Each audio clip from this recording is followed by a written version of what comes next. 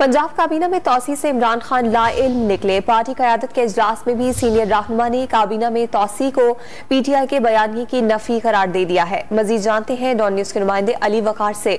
अली बताइएगा, पीटीआई के इजलास में पार्टी रहनुमाओं ने काबीना में तौसी पर क्या मौक़िफ़ इख्तियार किया?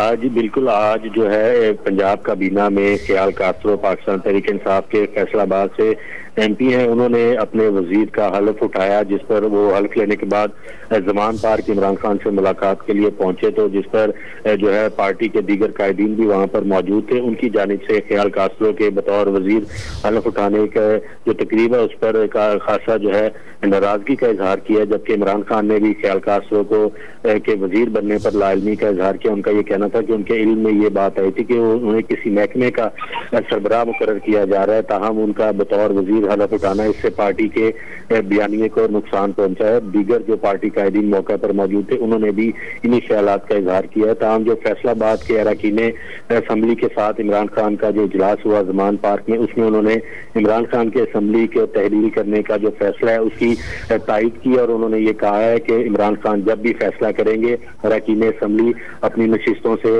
या तो इस्तीफे दे सकते हैं या जो असम्बलियां तहलील करने हैं उसके ऊपर मुकम्मल हमायत करते हैं।